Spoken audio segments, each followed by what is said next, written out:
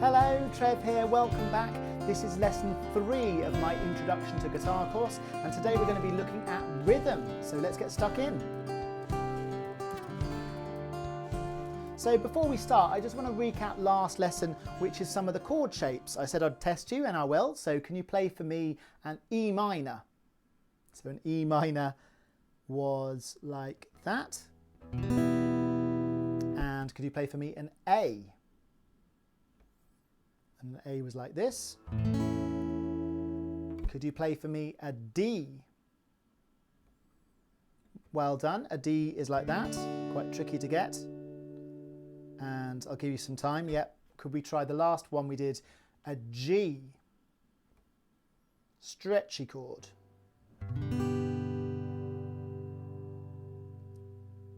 Well done. So if you need a bit more time, then do revisit some of the lessons and you can take your time and just see if you can kind of get those chords a little bit better. But even if you haven't got all of those shapes yet, just pick your favourite chord. So for this lesson, I'm going to use E minor at the moment. Okay, because E minor is quite an easy chord, I think. Okay, so rhythm. First of all, I want to talk a little bit about time signatures. So most of the songs that you come across will be in what's called 4/4 time. So that means there's 4 beats in each bar, and then there's many bars in, say, the verse, and then there's a number of bars in maybe a chorus, and then it repeats verse, chorus, and maybe a bridge, and then an ending. So that's a kind of a basic song for you, normally 4/4.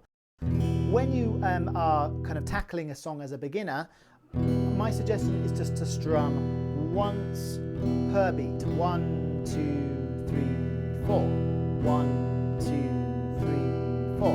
And the reason for that is that you're going to be worrying about changing shape. So just change to an A chord. 1, 2, 3, 4. And then we change shape again. Back to E minor. So you kind of haven't got time to be thinking about kind of fancy rhythms. Obviously that would get a little bit boring. So if we try maybe down, down, up, down, down.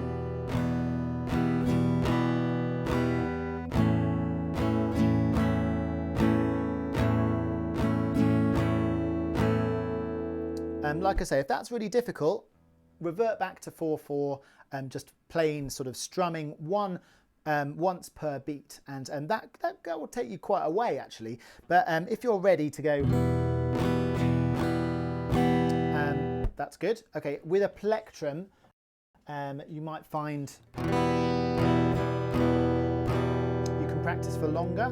So a plectrum is kind of basically like a fingernail, really. If you think, well, I think of it like a fingernail, extended fingernail. So if you're strumming without a plectrum, your fingers might get a little bit sore. So just bear that in mind if you're doing lots of practice.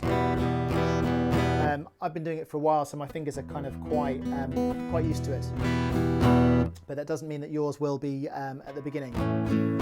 Okay, so rhythms. So down, down, up, down, down. The other thing I think is quite nice to think of is syllables. So we could do, for example, bugs. So if you could think of a bug, what about fly, fly, fly, fly, and then we could think of another one like spider, spider, spider. What's another bug? Butterfly, butterfly, butterfly, butterfly. There's a more difficult one, grasshopper, grasshopper, grasshopper, grasshopper. And then there's 2 more, caterpillar, caterpillar, caterpillar, caterpillar.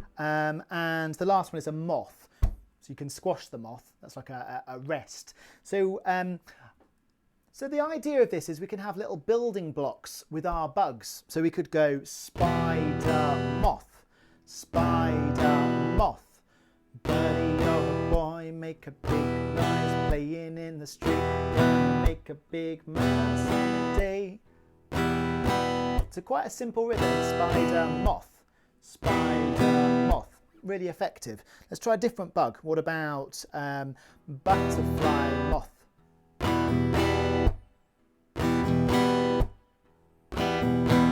Or what about two difficult bugs? What about butterfly, caterpillar? So you can kind of hear how it's going to sound with the words. Butterfly, caterpillar, butterfly, caterpillar, butterfly, caterpillar.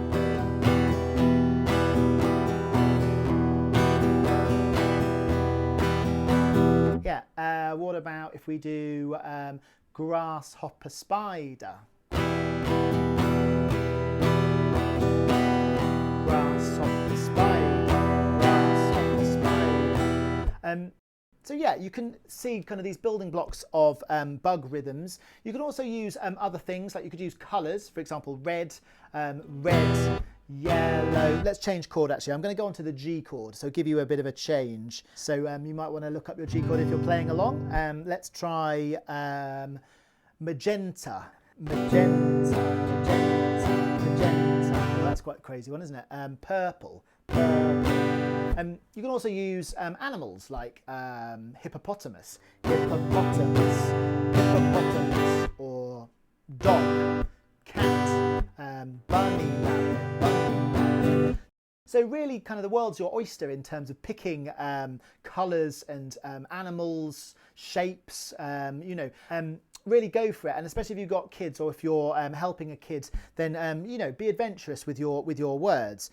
But what can be quite fun is linking, for example, a colour and an animal. So you could go green giraffe, or I don't know, purple butterfly, purple butterfly, purple butterfly. Oops, I just did a chord that you don't know. Well, actually, why not? Let's see if we can do another chord. So a C chord. A C chord is a diagonal line, which is the second string first fret, and then the 1, 2, 3, fourth string second fret, and then 1, 2, 3, 4, fifth string third fret. What were we on? Purple butterfly.